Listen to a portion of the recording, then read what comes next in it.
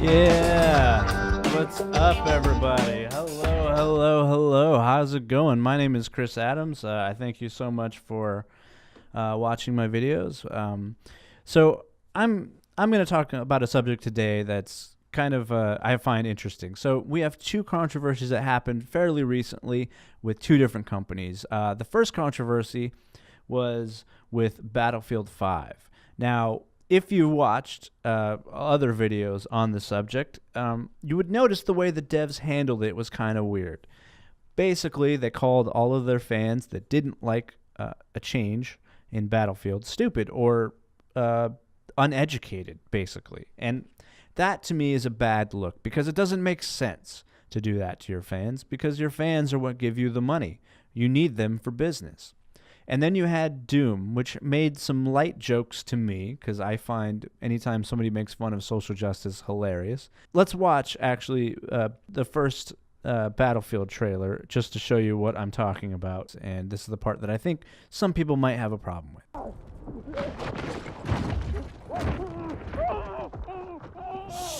Fuck it! Hello, old friend.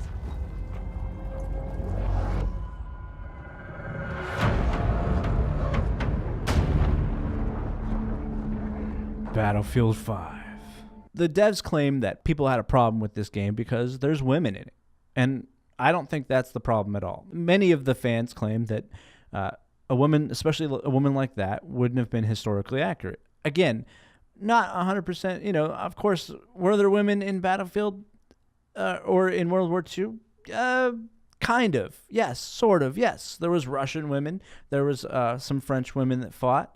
And I'm sure other countries had a few women in there, but were they the majority? Absolutely not. No. And especially one that had a missing hand. That just seems weird. That goes against what I've come to love about Battlefield. Now, Battlefield, is it realistic? Obviously not. In fact, anyone that's ever played it for any length of time knows that it's not realistic and, in fact, is okay with it not being 100% real. But the reason this dev decided to put a woman in the game was because of his daughter. At least that's the story he told in an article recently. So this dev brought in a female lead because he wanted to show his daughter women can be represented in games too, which I don't get because anyone that's played games for any length of time knows that women have been represented in games for a very long time, almost since the early days, almost since the beginning. I mean, maybe not in Pong, but it was a little paddle. It could have been a woman. I don't know. I don't like to assume Paddle's gender. The earliest game I can remember, Metroid. I mean, yeah, you found out later it was a woman. You might have assumed it was a boy if you're a boy. I remember playing, I know Mario had a woman in it. I know she was always needed to be rescued, and some women have a problem with that. Okay, I understand. I can see your point on that one. But Metroid, the main character, the character you played at the entire time, was a female. And even after you found out there was other Metroid games and people played them constantly. People loved those games. Lara Croft, Tomb Raider. People loved Tomb Raider. People still love Tomb Raider. It's a game that just came out again recently. We have a more recent example that I can think of is Horizon Zero Dawn, another good game. And the lead character is female. Fortnite has female characters battling each other, or not just female, but female and male characters. It's mixed. You don't always get to choose. And I think the dev in Battlefield 5 brought up, his daughter was like, oh, how come people are mad at me that I'm a woman even though I get to play as a woman in Fortnite, which I doubt has ever happened. I don't think people care. But what we do care is when you mess with the game and just change it completely. If you look at the art style of Battlefield 5, the art style is very different than I remember from previous Battlefields. Even Battlefield 1 had a very interesting story where you got to feel like the claustrophobic nature of being in old school tanks, and you got to fight in trenches, and it just felt amazing. And of course the multiplayer was extremely different. And had characters that was just weird at times, but whatever. That's how games work. They're not always realistic, obviously. You know, this isn't America's War, or no, American Army, the video game that the American Army put out, which tried to be almost too realistic to where it was boring. I don't think people care that there are women in games. That's not what people had a problem with. People did have a problem with the historical inaccuracy, and I can kind of see their point a little bit. It takes away from being engrossed in a story a little bit. When you have a woman that has this prosthetic hand that, I mean, if you think about it, there's no way she could have survived that long. The technology wasn't like that. And so to me, she looks a lot like a character out of Fortnite. I feel like I'd rather just play Fortnite, and it's free. Why do I need Battlefield? As you can see here, analysts predicted EA's Battlefield 5 pre-orders will lag Call of Duty by more than 85%. Now, that's a huge problem. And EA has been very untrustworthy to its fans as of late, with the backlash from Battlefront 2, the Star Wars game where there was a ton of loot boxes, to all of their sports games where it's no longer...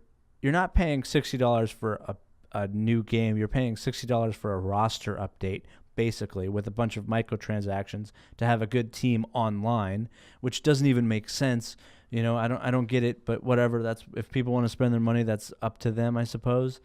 But this is a company that's been taking advantage of the people that give it money. So now you take a series that people love, and I played Battlefield 4 a lot, and I loved Battlefield 4. I remember my favorite moment was where I got to snipe, and the guy was so far away, we were having a sniper battle, and he couldn't quite adjust his scopes in time, and I had to adjust my scope, and I used the little lines, and I noticed the bullet would go down over distance, so I used the lines to measure, and I was able to hit him before he hit me, and that was amazing. That was like such a gratifying kill, and that would have never happened in a game like Call of Duty, right? And so we just want a World War II game that just is engrossing, and you don't even think about it, and you're just having fun. But the problem I think people have, it's not that the game has women. Yeah, I'm sure. Are there some people that have a problem? Obviously, there's going to be people that have a problem with everything. Yeah. But I think most people have a problem with you're taking a game and you're adding a political message where there doesn't even need to be one. Patrick Soderlund was saying like, oh, I'm doing this for my daughter, right? Which sounds good. But the problem is I don't think that it is good. I think people that do good things don't have to go around saying they do good things, right? People that do good things just do something good and then shut up about it. You're not supposed to brag when you do something good. That's gloating. No one likes that. So he's trying to put in female characters for representation because he said his daughter was like, how come there's no one that looks like me playing a game? And how come there's no one that looks like me? I'm half white and half Native American. I just took a DNA test. I'm half Native American. Never knew what race I was forever, right? I never went, where's the people that don't know what race they are in games? But I don't care because a good story is a good story. I know shooter games don't usually have a good story, but Battlefield actually sometimes does. Battlefield 1 had some good stories in their single-player campaign. But Battlefield 2 looks like it kind of went cartoony, and that's, I think, what people had more of the issue with. It shouldn't matter. I'm tired of people always trying to cram in political correctness in order to make you seem like a better person, because to me it feels disingenuous. It doesn't feel real.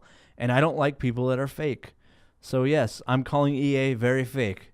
They're a company just trying to do something to look good so they can get more money, and I'm not buying it. And it looks like 85% less people are buying it as well. So, that's bad on them. But then we have this other controversy that came from Doom, which I think is a little, a bit silly to me, but whatever. You can be the judge. I'm gonna play it real quick. Remember, demon can be an offensive term. Refer to them as mortally challenged. See, hold on. See, people are laughing. People are dying hysterically in the theater, they played this at QuakeCon, and people were laughing hysterically because it's a funny joke. Right, it's a light, and you had a couple people on Twitter, like maybe 5 total. I don't know how many, but I'm sure there's a few people on Twitter just complaining that this is tone deaf in this time. Guess what? It doesn't matter. It's a game. It's just a silly game, and it was a silly joke. Now, again, this isn't them trying to push an agenda. They're just trying to make fun of what's happening currently. That's the difference between these two companies. One company is trying to say, hey, we need to be better, which I don't trust when people say that, because I'm like, well, why don't you just be better and maybe let me be better if I so choose. Let me have the freedom to just do what I want. You do what you want, and we'll trade notes later. But this is a game where they just made a silly joke just for the fun of it, and people were laughing. So anyone that complained, I feel like they just don't have a sense of humor. I don't actually trust political correctness, because I don't believe people that are politically correct actually have good motives. I think maybe they do, but for the most part, they're just trying to look good to others so that other people can give them high fives or something. I don't know what you get if you're the most woke person in the world. I think it's a lot of high fives.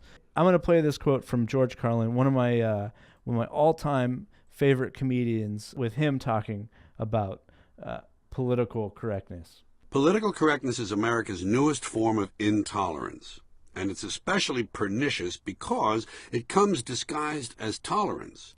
It presents itself as fairness, yet attempts to restrict and control people's language with strict codes and rigid rules.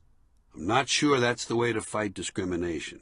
I'm not sure silencing people or forcing them to alter their speech is the best method for solving problems that go much deeper than speech.